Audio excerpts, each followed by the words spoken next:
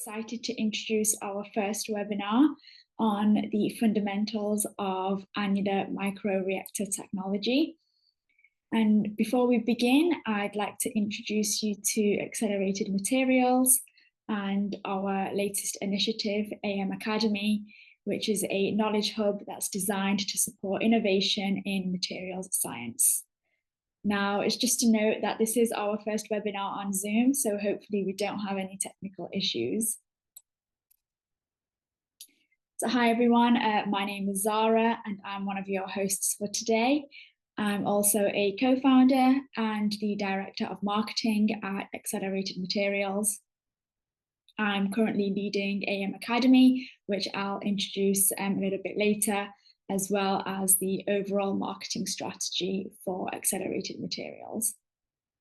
So my expertise lies in technology, design, and market insights. And I have my contact details here, so feel free to connect with me on LinkedIn. I'd also like to introduce Dr. Nicholas Jose, who is the founder and CEO of Accelerated Materials. Nick, he holds a PhD in chemical engineering from the University of Cambridge and will also be leading today's webinar. Nick also holds patents in process design for high performance materials manufacturing, and his expertise lies in machine learning and automation, both of which are key focus areas for us at Accelerated Materials. And feel free to connect with Nick on LinkedIn as well. So Accelerated Materials is a spin-off from the University of Cambridge and Cambridge Cares in Singapore. We were founded to commercialize over a decade of cutting-edge research in materials science and chemical engineering. And since our incorporation in 2020, we have established a presence in both the UK and Singapore, helping to bridge that gap between academic innovation and real-world industrial applications. Our focus is on advanced materials, so developing and scaling technologies that take materials from the lab to full-scale manufacturing. And this includes working with nanoparticles, both inorganic and organic materials, and controlling morphology to fine-tune their properties for various industries. And by combining AI-driven automation, advanced reactors, and deep expertise in reaction engineering, we help businesses streamline their processes, improve efficiency, and scale up production in a way that wasn't possible before.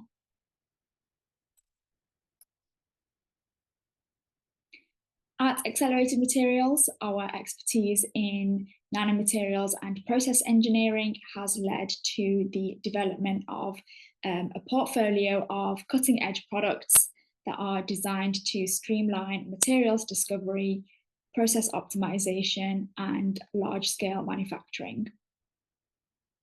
So first we have the K-series, our high-performance flow reactors ranging from K1 to K100. And these reactors are designed to scale nanomaterials synthesis efficiently, so allowing researchers and manufacturers to transition seamlessly from lab-scale experiments to full-scale production.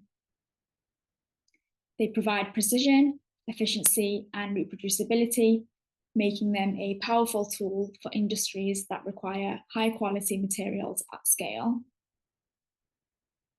Next, we have AM Learn, our AI-powered machine learning platform, and this tool accelerates materials discovery and process optimization by automating data analysis, identifying trends, and reducing trial and error. So by leveraging predictive modeling, AM Learn helps researchers make data-driven decisions a lot faster and with greater accuracy. So it just improves both efficiency and outcomes in materials development. And these technologies form the backbone of our approach. So integrating automation, AI, and reaction engineering to revolutionize how materials are developed and manufactured. So if you'd like to learn more, then you can visit our website or reach to us directly, and we're happy to discuss how these technologies could support your work.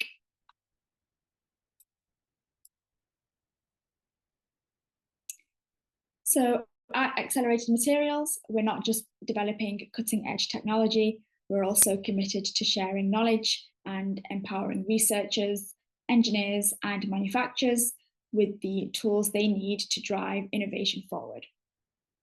And that's why we've created AM Academy, a dedicated knowledge hub for chemical and nanomaterials innovation. Our goal here is to bridge the gap between research and real-world applications, so it makes advanced techniques and industry best practices more accessible. AM Academy provides a wealth of expert knowledge, educational content, and technical insights to help professionals stay ahead of the curve.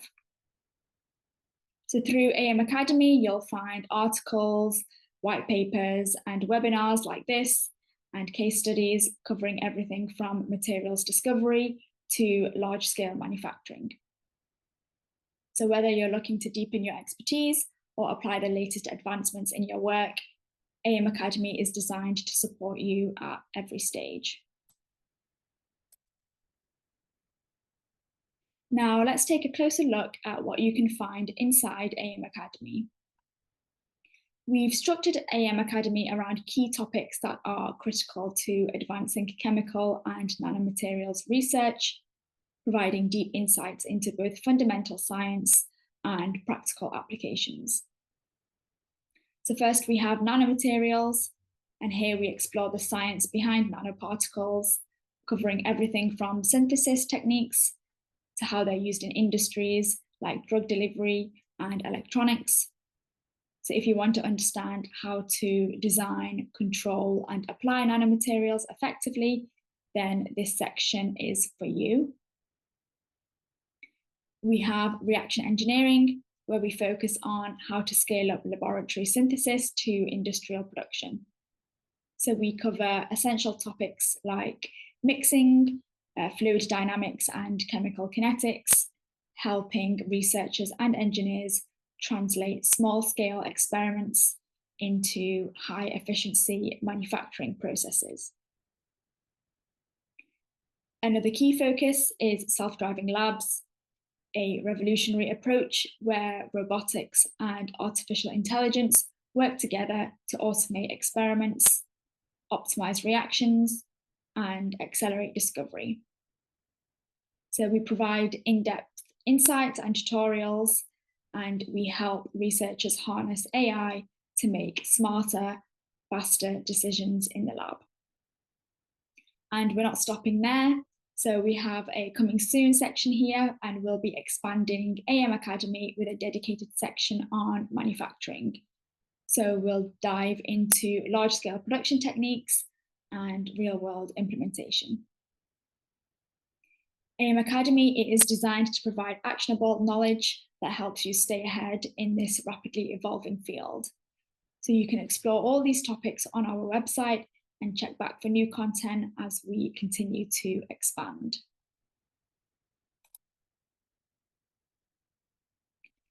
AM Academy is designed to support scientists, researchers, engineers, manufacturers, and R&D teams. So anyone working at the intersection of materials science, automation, and advanced manufacturing. So for researchers and scientists, it provides a direct link to cutting-edge developments in nanomaterials and reaction engineering. So for engineers and manufacturers, it offers practical techniques to bridge the gap between lab-scale innovation and industrial production. And for R&D teams, it serves as a valuable resource for staying ahead of industry trends and optimizing workflows. Ultimately, AM Academy helps professionals stay updated with the latest research, master advanced techniques, and solve real-world challenges with expert insights.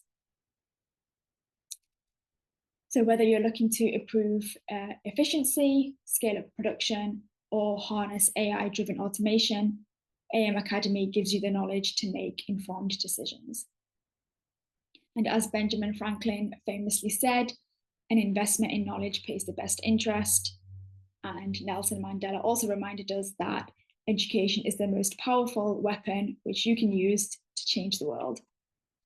So at Accelerated Materials, we believe that by sharing knowledge, we can drive innovation and accelerate progress in materials science and manufacturing.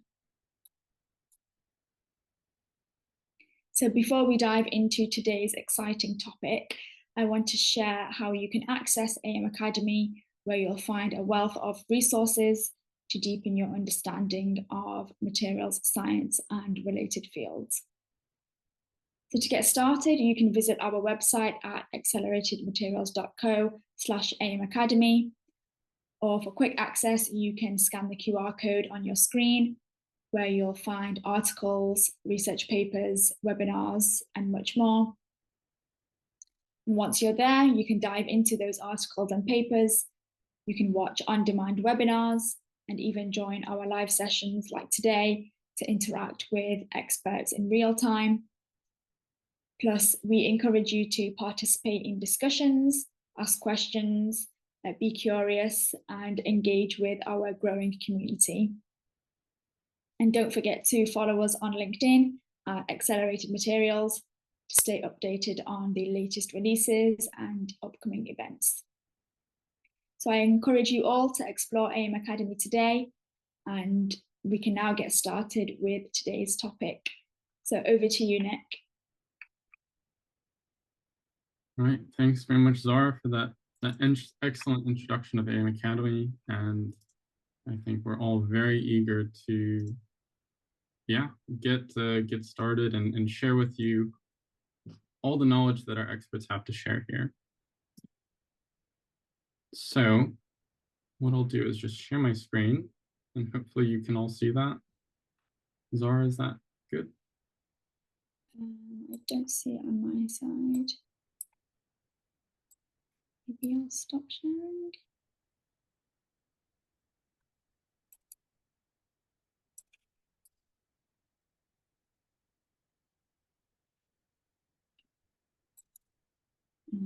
Can you share?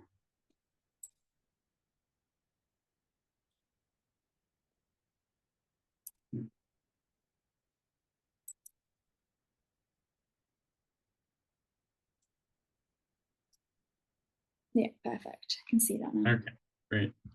Thanks, guys. And yeah, welcome to our first webinar, which is called A Step Change in Material Scale-Up, Fundamentals of Annular Microreactor Technology.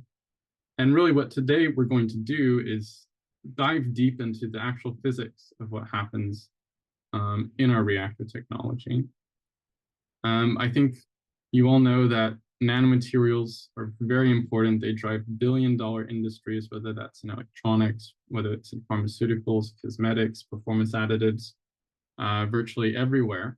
You're seeing new materials push the latest technologies and products. But really the problem that many industries face, and I think we can all agree here that is very difficult to scale up from the lab to the factory. So moving from small vials to large industrial systems, R&D is very slow and expensive. There's low quality and yield as you move up in scales, and you also have to contend with the increasing hazards and dangers that come from higher volumes of hazardous chemicals. So why is this, right? And when we're going to talk about a step change, we have to consider what is the step we actually have to make. So when you're talking about current reactor technologies, current synthesis technologies for making new technology, for making nanomaterials, we're really, I guess, in a way, bounded by techniques like milling, which are great for generating lots of material at low cost, but have very low quality, and also by techniques like spark ablation and microfluidics, which can generate really great quality material, but with a low yield and as a result, high cost. So really, if we're looking at a step change that we need to make, it's getting a technique that gives you high quality with low cost, right? And that's really the barrier to industrialization of many new materials and nanomaterials. So as Zara mentioned before, we have a platform of products. We have reactor technologies, we have robotic automation, we have machine learning, all to help ease that burden. And today, really what we're going to focus on is our reactor technology.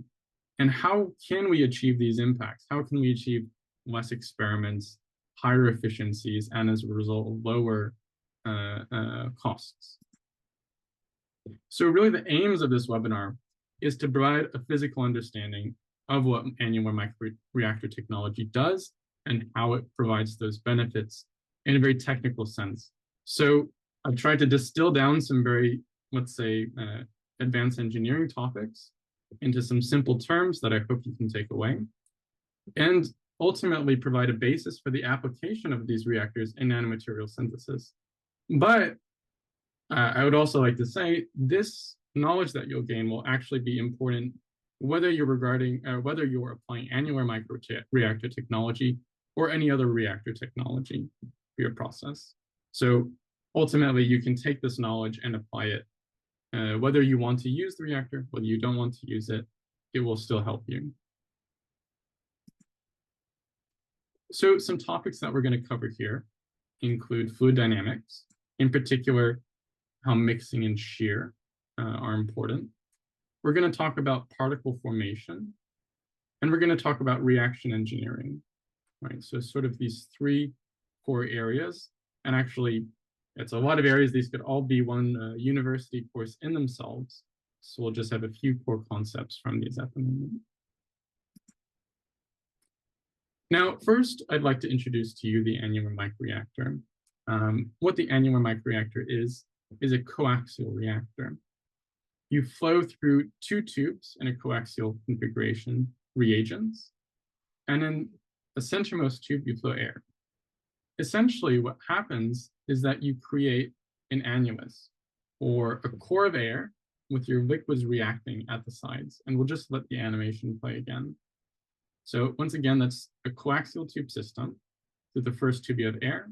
Through the second and third tube, you have reagents. And they react at the edge of the tube.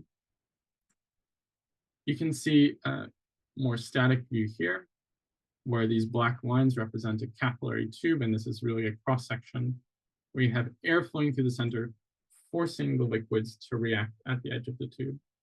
And typically our reactor diameters are about 1 to 5 millimeters. This is really what you've seen here as actually our K1 start system. We provide it with automated fluid dosing, embedded AI, and it does up to 1 kg per day. But really, I won't go into too much marketing at the moment. And we also provide higher scale systems as well. As I mentioned, there's a series of products. There's the K10 and the K100 system for doing industrial level production. And with this reactor product, you can produce all sorts of nanoparticles with different shapes and sizes. So all the way from 3 nanometers to 10 micrometers. And you can do all sorts of shapes as well. So for example, in the nano zinc oxide system, we have spheres, snowflakes, and stars. And we've demonstrated the system on many different material families. So from organic nanoparticles, like lipid nanoparticles, all the way to 2D nanomaterials as well. And it has some unique selling points. So for example, it's low fouling, it's super compact, and essentially it provides a mixing level that means that you can process very high speed chemistries. And we'll delve into that in just a bit. So really, what's the critical challenge that many people face, right? How do we improve product uniformity? How do we control size and shape? How do we improve production efficiency? So right now, we're going to delve into those critical challenges by addressing the physics of the issue. So when you want to improve product uniformity, mixing is always critical. And a really simple definition of mixing is the homogenization of previously separate volumes. So if you have volume A, volume B, it's that process of combining that into a new volume. And what's important to consider is that every single physical chemical reaction has mixing in it. And what mixing is facilitated by is a process called mass transfer. And mass transfer is really typically facilitated, at least in a liquid medium, by two things: diffusion and convection. And mixing actually has different scales. So when you look at the micro scale, everything is controlled by diffusion, right? Your molecules are diffusing into each other in these separate volumes. And what we do to characterize diffusion in this micromixing is a characteristic micromixing time. So that's indicated here by T micro. If you zoom out a bit, you now have to consider your mesomixing. So let's say you're mixing two liquids. You, of course, need an inlet, right, to mix, let's say, A with B. And mesomixing is really, the scale of the inlet that you're using. And at this scale, you get both convection and diffusion. And at the macro scale, that's really the size of the container that you're mixing in. That's characterized by a macro mixing time. So each different scale has its own characteristic mixing time that's important. So for example, micro mixing will help you determine about reaction kinetics, help you design around that, whereas macro mixing time tells you a bit about residence time distribution. Right? If you have a high macro mixing time, it means that your residence time could be very distributed. And there are many different types of mixers out there to combine different volumes, each with their different use case. We have inline mixers where you pump through different substances through a tube, which basically has elements that provide convection. You have stir. This is a very traditional, very conventional type of mixer where you have an impeller. This can be driven from the top, from the bottom, or magnetically, essentially a moving element that forces your elements A and B to mix with each other. We also have new types of mixers, which has come out over the last several decades, which are micromixers, right? These are essentially etched channels that are very small, that basically encourage fluids to combine with each other more quickly by decreasing that distance between them. But why is mixing important, really? It's because in chemical processes, you have competitive reactions. Competitive reactions essentially determine the formation of your desired product versus your impurities. And what you need to do is you need to tightly control your mixing so that you form your desired product and not your impurity. And why does that matter? Well, let's say you have a fast reaction and a slow reaction. Okay, this fast reaction could be, for example, A plus B goes to C, or A plus B goes to D. Now, similarly to mixing, you have a characteristic reaction time. Now, let's say if you have a first order kinetics example, right, your characteristic reaction time would be 1 over that kinetic rate constant, which would be your characteristic reaction time. So for example, in a fast reaction, it might be 1 second, or in a slow reaction, it might be 1 minute. So how does mixing affect these different reactions? Well, if you have slow mixing, let's say your micromixing time is around the scale of 1 minute. If that micromixing time is similar to your slow reaction, actually your slow reaction will compete with your fast reaction. So actually you'd be forming, let's go back to the previous slide, right? A combination of C and D if you have slow mixing. And if your macro mixing is also slow, let's say around 20 minutes, you might get a wide residence time distribution, which is important if you're wanting to control exactly how long each chemical reacts, which is important in nanomaterial synthesis. Now, on the other hand, let's say you have a fast micromixing time. Let's say it's 1 second, right? It's going to be at the same scale as your fast reaction, but much less than your slow reaction. And as a result, right, you would have a R1, your fast reaction, dominating. So you'd preferably form your product C instead of product D. And if you have a fast macro mixing time, that's going to give you a uniform residence time distribution. So we know how competitive reactions are affected by mixing. We know mixing is important, but what affects mixing? How do I achieve good mixing? Well, ultimately, mixing is all about diffusion.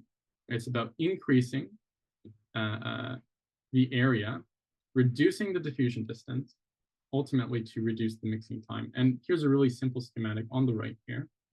We have two different volumes, right? Mixing is about combining different volumes. If I have a situation in, let's say, the top, a particle must diffuse, or any molecule must diffuse across that entire distance x to mix with that other volume. However, if we split these volumes up into, let's say, elements that are closer together, then I only need to diffuse this molecule a short distance, which will take a shorter amount of time, right? And ultimately, that's what mixing is about. It's about decreasing that time. And the way to achieve this sort of structuring and combining things close together, well, that's where convection comes in. That's where you can mix substances together, get them closer together so that diffusion can happen. So let's consider typical mixing, right? And let's say a batch scenario. If you're looking at gram scale synthesis, let's say in a typical vial or Erlenmeyer flask, mixing time can be on the order of seconds. On the kilo scale, it can take minutes, in particular in batch scale mixers like these. And if you're looking at large ton scale mixers at the 10,000 liter scale, right, that can take minutes to hours, depending on the mixing speed there. So it's without a doubt, right, if you're changing your mixing across these different scales, that you will actually get different products, right? Because your competitive reactions are changing, right? Your mixing is getting slower, so actually you're forming more impurity as you go along. But how do we want to measure mixing? Let's say, how do I want to characterize mixing in a given chemical process? Some great ways to measure mixing are through competitive reaction models. You can see an example of one of these models here. This is called the Verma-Dushman reaction. It's essentially looking at the competitive reaction between the reduction of iodide and iodate into iodine, and the competition with the ultra-fast, let's say, neutralization of borate, okay? So R2 is the fast one here, R1 is the slow one. And R1 will give you sort of a brown color that you can measure with spectroscopy, whereas R2 will prevent that from happening. Right? So you can actually measure the concentration, and because these kinetics are well known, right, these two reactions, you can actually measure your macromixing time. How can you measure macromixing? Tracer-based experiments are really good for this. You can use fluorescent materials with cameras to detect basically how well materials are dispersing. You can also use techniques like particle imaging velocimetry, which you can see on the lower right here, to see how particles are actually navigating a particular geometry, and that can also be used for looking at residence time distribution. Now, what have we done with annular microreactors? Well, one of our first studies was actually to do fluorescence microscopy. And so you can see here we were doing scanning fluorescence microscopy at 8,000 Hertz. And you can see various situations in which we use fluorescent tracers basically to map out the concentration of dye. And we could actually use this sort of high-speed technique to look at the dynamics of mixing in the reactor.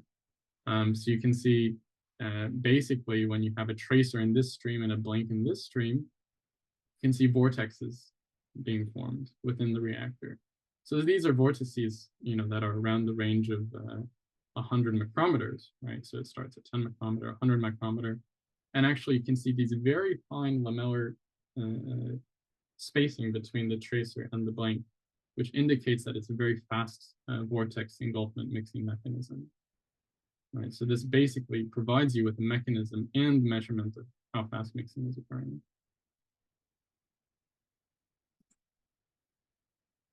We've also done micromixing studies to compare the two as well, basically with the Willer-Dushman reaction. And we've seen that micromixing times, you can see in this blue dot, actually can go below 1 millisecond, depending on the shear rate. And they actually match fairly well with our fluorescence microscopy measurements, which indicate that our macro mixing time is actually similar to our micro mixing time, which indicates that you'll get a very fine residence time distribution because your molecules are mixing just as fast as your volume of your reactor, of your vessel. We've also recently done some high-speed microscopy studies, so this is just a short video to show that we've done 1,000 frames per second in Cambridge to visualize dynamics of mixing. And we've also done CFD studies, so computational fluid dynamics studies, to get an idea of what's going on physically and seeing how we can map out and simulate mixing processes then. So how does this affect particle formation kinetics? So we've looked at competitive reactions. How does that apply to nanoparticles? Well, actually, nanoparticles are incredibly tricky because they have almost an infinite number of reactions that can go on. But I've split them up in just different stages. So firstly, you have nucleation, right, which is a process of molecules forming a nucleus that's going to form your nanoparticle. We have a growth stage in which molecules latch onto the particle and form that growing, let's say, of the particle to a larger size. And then you also have aggregation. This is when particles can actually attach to each other. And actually for each different size and each different scenario, you can have a different reaction rate constant. A smaller particle will grow at a different rate than a larger particle. So that has a different reaction rate. Also, if you have different sized aggregates, different shaped aggregates, that will actually occur at a different kinetic rate constant. So actually, we use something called reaction rate kernels, right, to map out all the different kinetic processes. So in actuality, nanoparticle synthesis is so complicated and so mixing dependent because you have so many different reactions at different rates going on at the same time.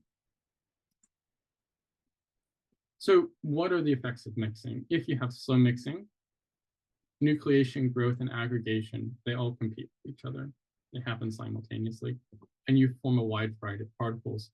And oftentimes what people need to do, right, to counter that is to slow their reaction down. So they have to use low concentrations of reagents, and they need to use slow reacting precursors. However, what you have when you have fast mixing, right, you have nucleation, growth, and aggregation occur in a sequence so that you can form a narrow distribution of particles. And this is sort of called the Lemaire model. And reactions actually can be sped up, so you can use higher concentration and faster reacting precursors. Now, here's just a little case study.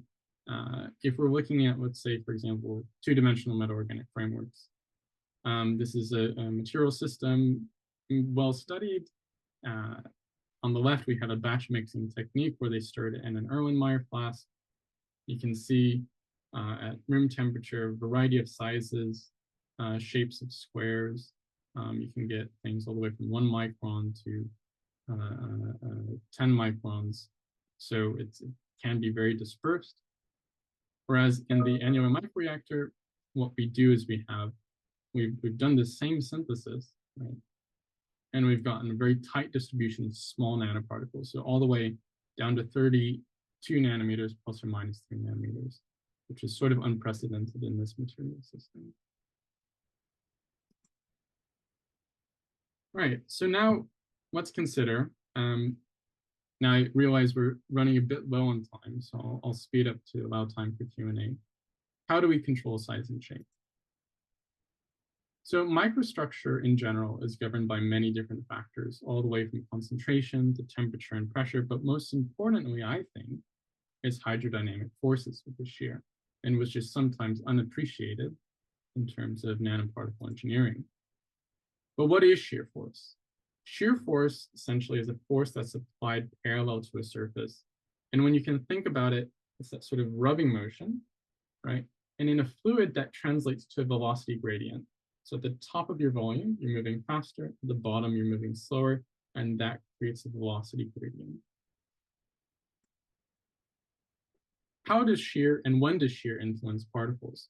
Well, actually, shear force is not significant in most scenarios because Brownian motion is more important for small particles. But we can know when shear force is important by using a dimensionless number called the Pictet number. So that tells you when your convective transport or your shear force is more influential than your diffusive transport or your Brownian motion. So for example, there's a number of different phenomena that you can observe, and these are well studied. So if you have a Pictet or an intermediate shear of 1, right, your particles actually can start to align. And if you have a very high shear rate, so relative to Brownian motion, high Pictet number, your particles can start to cluster. Whereas normally, they'll just be moving around randomly. If you have anisotropic particles, so basically particles that are a bit pointy, right? You can actually, with shear force, encourage anisotropics to align and essentially create more anisotropic structures as well. What about breakup? Let's say you have a lot of bigger particles, you have a lot of aggregates. Actually, shear force can cause particles to break. And I think that's very well studied actually in nanomaterials. If you have fractal-based geometries, you can have cracks. So shear can force cracks to open. Or if you have very dense structures, shear can encourage erosion of those structures. And what's really very interesting is that shear can actually encourage bonding. So normally when you have particles, you have nucleation, you have growth, there's an interaction barrier. There's this electrostatic repulsion that prevents particles from combining and bonding. But actually, with shear, you can actually encourage particles to overcome that barrier and to bond. So that's another really fascinating application of shear force. So if we want to control nanoparticles with shear, we need precise shear.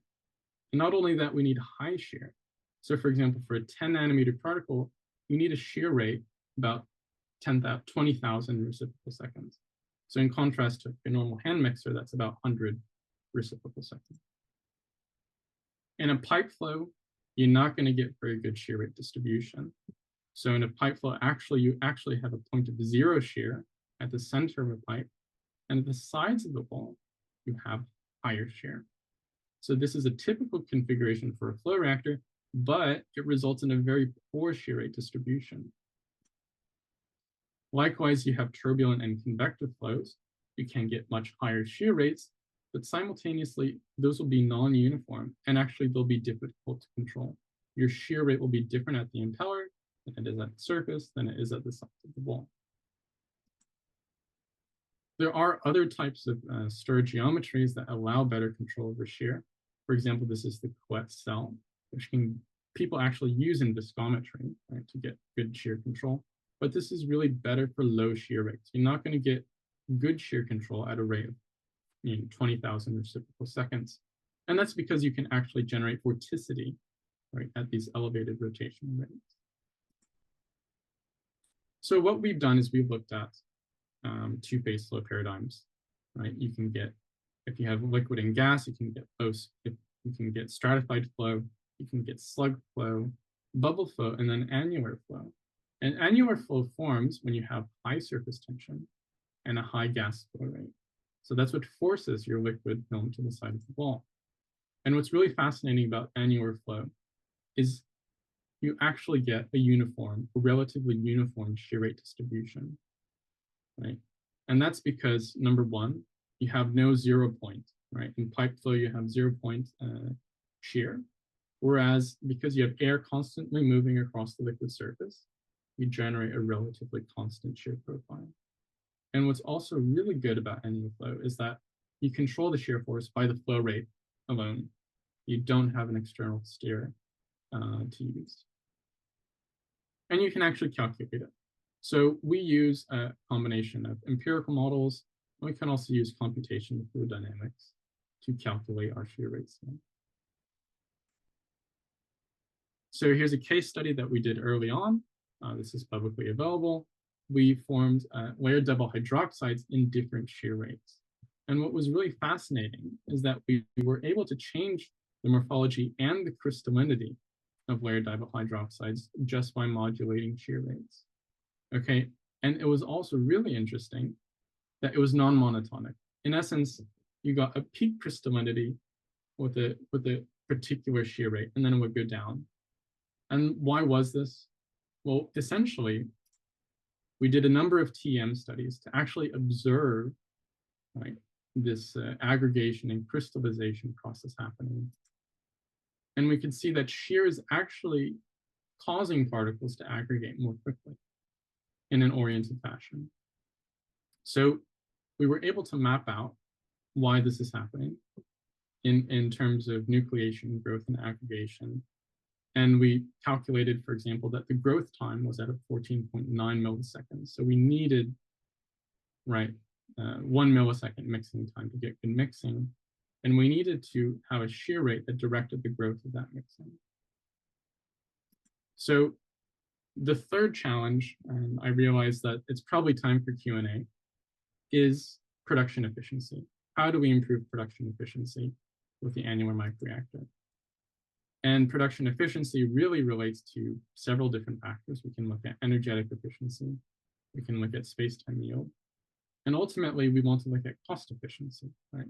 How much does it cost per unit mass of material? What makes current processes inefficient? They're using elevated temperatures, pressures, low concentrations, large footprints. The reagents are costly. So if you're using low and precise shear, you have to use a slow reaction, like I mentioned previously. You use low concentrations, you use slow reacting precursors, and to direct shape and size, people have to use solvents, they use surfactants, they use organic chemicals, which are costly. And they have to use different temperatures and pressures to direct the thermodynamics of particle formation. But if you use high precise shear, you're using hydrodynamics to direct size and shape, right? You're using kinetics and mixing to do that. And you can actually, because you have faster mixing, you can use higher concentrations, and you can use faster reacting precursors, which essentially intensify your reaction. Now, let's do a quick comparison. Batch reactors have long hours, right? You have to load them, you have to do the reaction, you have to clean out.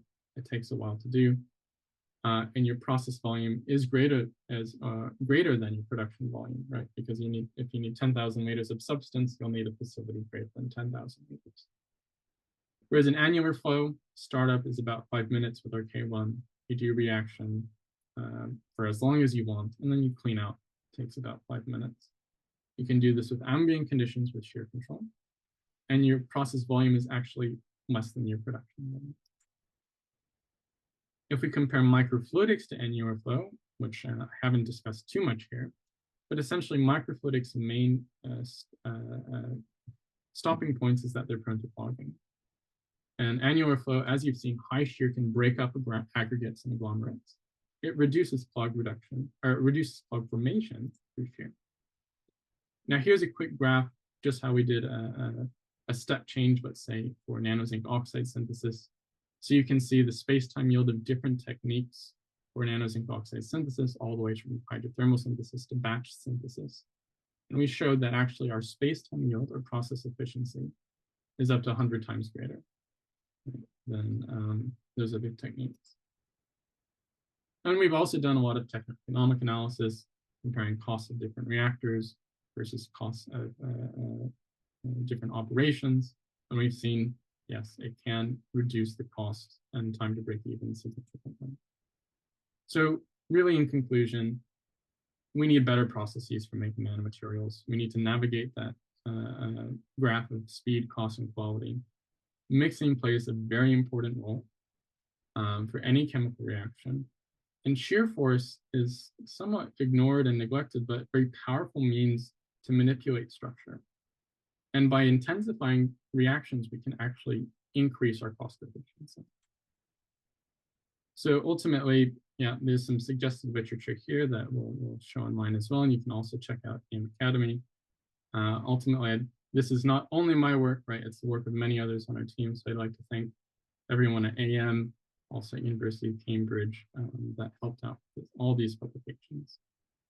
So yeah, that's the webinar. And I think we can open for a few minutes of Q&A if we have time. Yeah, thanks, Nick, for going over that. We did have a few questions come in as you were going through the slide deck. So the first question, I think at the beginning of your slide deck, someone's asked, can you use different gases, even as reactants, and why air? Yeah, that's a great question. It's a very common question, actually. We can use different gases in the reactor. Doesn't have to be air. Air is used because it's relatively cheap, and it's a very common gas around us. But we have used nitrogen in the past and other inert gases, so it's not a problem to use those. Thank you.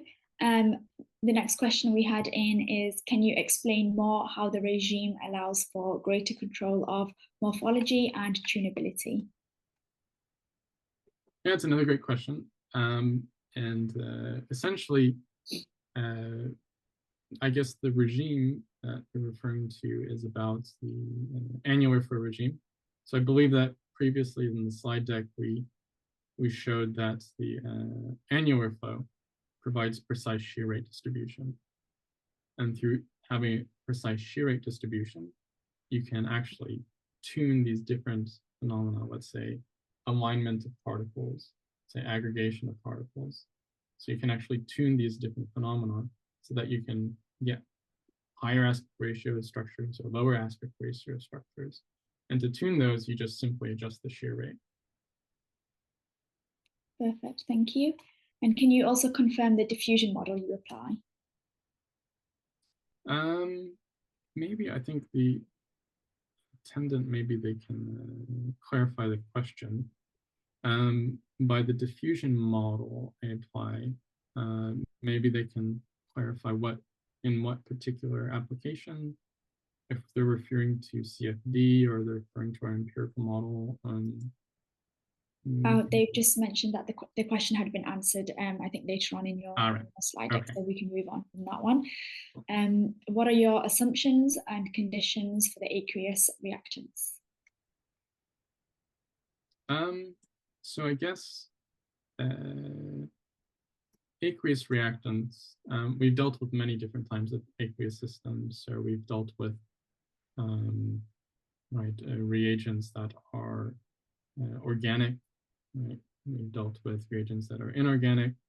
I would guess that in our current dosing systems, we prefer the aqueous system to not have any solid particles in prior to pumping it into our system. Although we have dealt with things like graphene and pumped graphene for a reactor, I would recommend having sort of a relatively pure reaction streams. If we're talking about concentrations and conditions, we've dealt with concentrations, for example, in the layered double hydroxide system, all the way from 0.1 molar to 1 molar systems. So it can really deal with a wide range of materials there. Can you also talk about ultra-fast chemistry? That was one of the questions. I can talk about ultra-fast chemistry, but that might require another lecture to talk about it. But essentially, it ties back to mixing, right? So if you're dealing with ultra-fast chemistries, you need an ultra-fast mixer. There is a slight issue in which a lot of ultra-fast chemistries are very exothermic, right? And in the case where you have very exothermic chemistries, you will need a way to remove that heat. So no matter how fast your mixing is, you still need to remove the heat. And you can do that in a number of ways, and we do offer some customization projects to do that. But we have seen that we can get successful mixing of very fast reactions. Thank you. Yeah, maybe that's something that we can go into detail in another webinar. Can you explain the formation slide, overcoming repulsion with shear? Yes.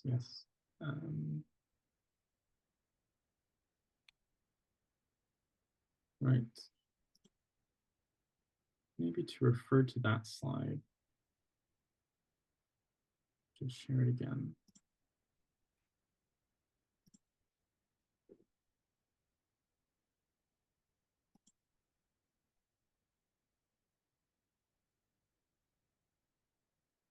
On a further note, if you do go to our suggested literature, reference 6, that contains a lot of the physics as well towards that have gone into this study. If we're going to talk about formation, really shear can accelerate aggregation, right? Because it drives particles together, right? So for example, you saw in our clustering example, right? It can drive the particles together to basically achieve a lower energy state, right? Because it's more favorable to do that. And the shear essentially provides that activation energy to do so.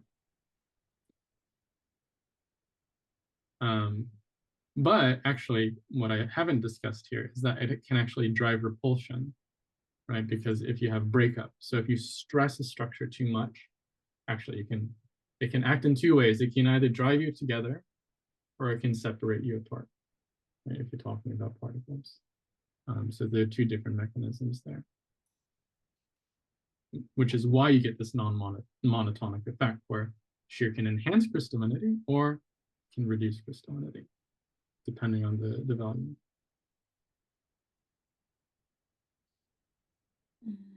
Yeah, thank you for explaining that, Nick. A few more questions left. How is fluid dynamics over length of tubing? Yeah, it's a good question as well, and I think we saw some really pretty images, right? So we saw, for example, this video, right, where you have fluid dynamics and the entry. Over here, we also have CFD at the entry point, and you have fluorescence over the entry point. That's a very exciting region to see. That's because when you go further down the length of reactor, it becomes fairly uniform, right? So you can see an image here where in the fluorescent tracer, it sort of blethers out to a relatively constant thickness film in the reactor. However, you can achieve all sorts of different flow regimes. So if you're using a very high gas flow, for example, you can change the wavy nature, right, of that film. If you're using lower gas film, that film will be a bit flatter. So this is also, if you can look up, annular flow is well studied.